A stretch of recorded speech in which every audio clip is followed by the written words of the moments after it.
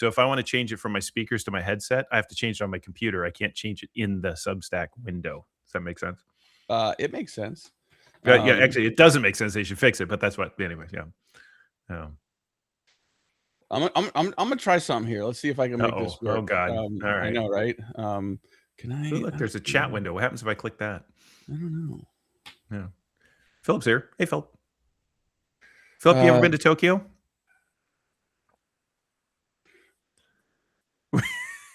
Let's all get together and watch Matt's stare at his screen. No, what I was trying to do is like, okay, here we go. So I just invited Phil to join us live. I don't know where Phil is. I don't know if he's anywhere. Like, if you're getting dressed for the day, please ignore the invitation. Nothing but the hat. But it's one of the cool things about Substack that we can't do on StreamYard. On StreamYard, like I can bring up people's comments, but if you're here, like we can talk to people and we can bring up people chat. But we can say, okay, Phil, like you got something to say, come on in. Oh, good. And here comes Phil. Good morning, Phil. Good morning. How we doing, man? How are we? Where's your hat? I'm at home. It's early. Come on. Oh, tell me about it, Phil. Tell me about it. How early is it? I have hair now. Yeah. I kind of always wondered. Wait, aren't you you're in Texas, aren't you? Yes, I am. Far East Texas. Yes. Right. Yeah. Yes. So it's only that's Central Time. It's not that early. I know. I've been up for a few hours working. I just find pleasure in spending time with you guys on Friday. And I was mentioning my wife. It's like spending time with you at Dreamforce was like being with rock and roll all-stars, I was like, well, for Brent in particular, I always joke with Brent because like people will see him and be like, how are you? Oh, I'm Brent. It's like, okay, cool. Well, he wrote the Challenger, so it's Brent Adams. Like there's a they don't care about me, they care about the book. That's right. Well, which is fine. By definition, like once they know you're associated with the book, now they're like, oh my God, this is a celebrity we're talking to here. They don't want selfies. Yeah. But your Chipotle opens in 25 minutes, Philip, so that's good. I don't eat at Chipotle. Oh, well, you kick him off, Matt. Is there any Brent only eats at Chipotle. That's the only thing. I don't know how you keep your figure like that. Keep my figure. I don't know if you do this, Phil. Seeing us from here. Plus, I'm a movie star from the 1950s. That's how I keep my girlish figure. But I don't. I'm working on that. Okay, it's a work in progress. Yeah. But basically, it's no guac, and alas, and you can. Well, I can walk you through the whole order. We'll do that offline. Yeah. Right. There's also, I don't know, Phil, have you? So this is there's a growing controversy of which Chipotle he's going to go to. So there's the OG Chipotle that he's been going to every day for 40 years, and then there's a nearer one that is now more convenient to go to, but he's like worried about pissing off Amelia. Yeah. Well, it's really interesting actually. So the new Chipotle, I've been there once, but it's okay because I was at my regular Chipotle earlier today, so it's okay. But the watching a retail outlet, particularly a food outlet, like a fast casual, work through the supply chain issues of the first couple of weeks is actually kind of interesting, right? They were out of like cheese. How do you be a Chipotle and run out of cheese? But you just don't. It's like you have to go through these growing pains of the first couple of weeks to figure out like what the demand is for it. It was kind of actually interesting, and I was thinking operationally, I'm really glad this is not my spreadsheet or my problem because I would be a disaster at this. That's what. When you order at Chipotle, do you tell them to give you half portions or something like that? I mean, what do you do to be able to eat there all the time?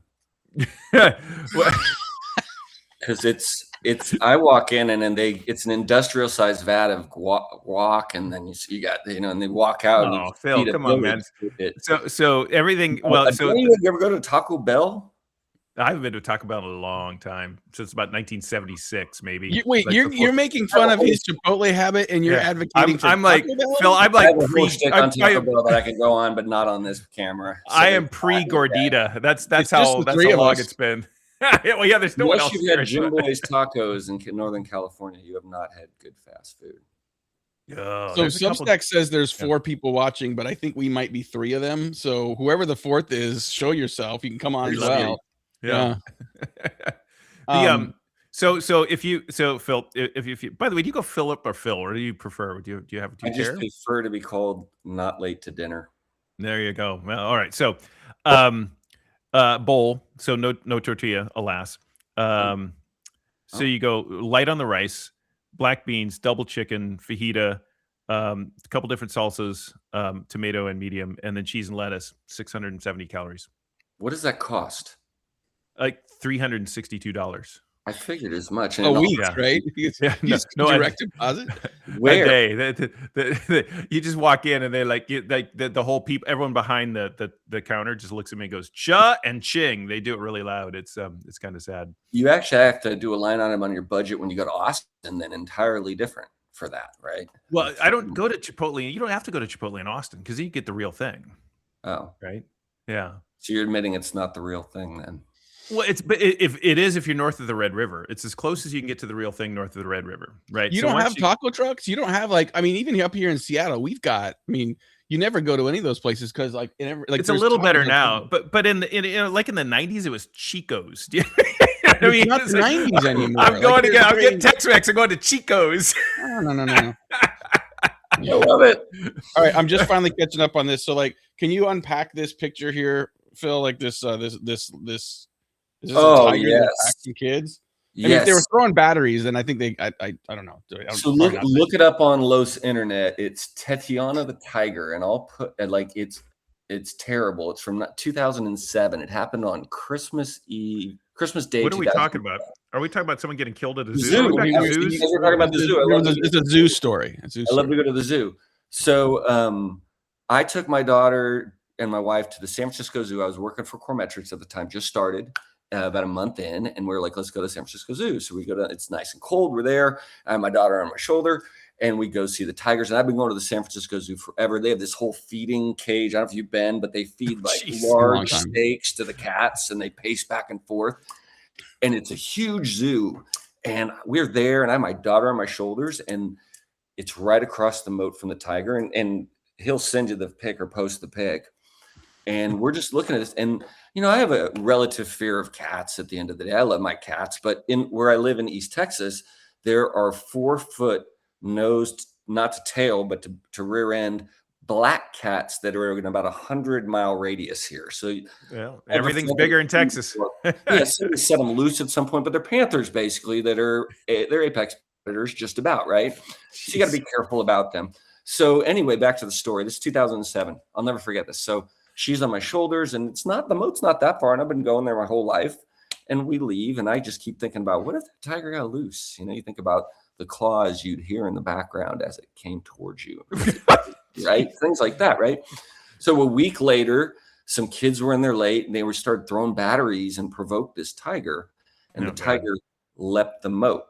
You can read up on it on the internet. It's there, and I was like, we have a photo of that. That was just last week. So yeah.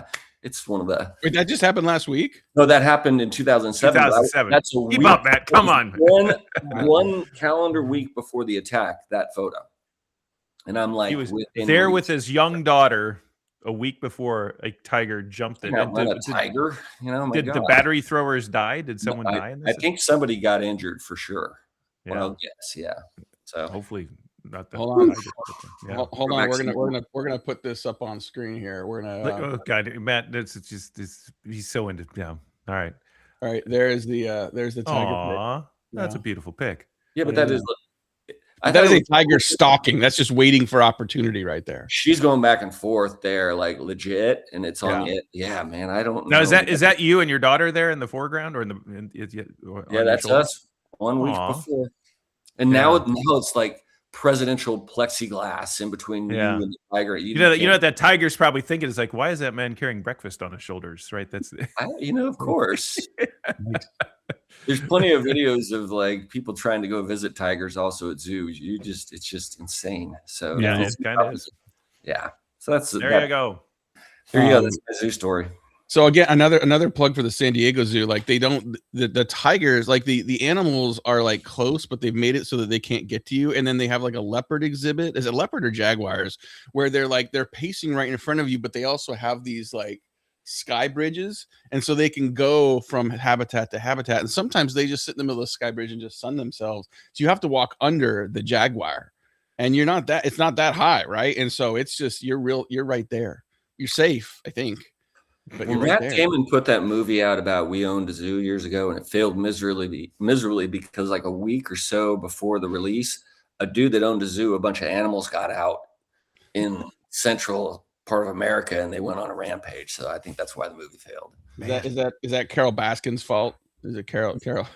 I'd hate to see an update on those people nowadays. My God. Oh, man. Have you seen is it Neighbors? Well, on HBO? Was that the show? I'm lost. I don't know. It reminds me, if you liked the whole Carol Baskins thing, basically people like just disagreeing with each other. There's a show on HBO called, I think it's called Neighbors, and it's just mostly like just fights between neighbors and just like, that's every TV show. Like that's like 90% of what's on TV right now. Yeah, it's just they find just these salt of the earth, interesting / weird people and the things that they fight with their neighbors about, and it's I don't know. Well, this is why people tune in here, Matt.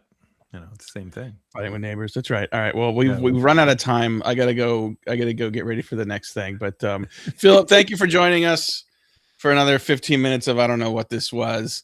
Mike's so glad the Zoo Chat came to the show.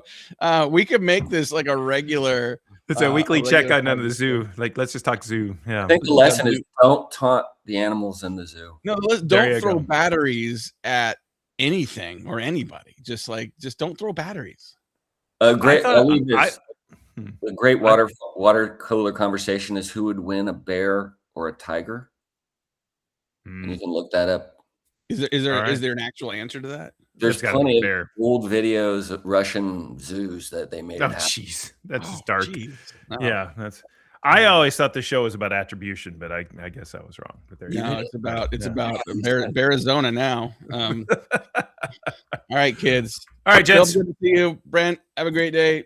Be good, y'all. Cheers, guys. Happy weekend. All right, be well, everybody.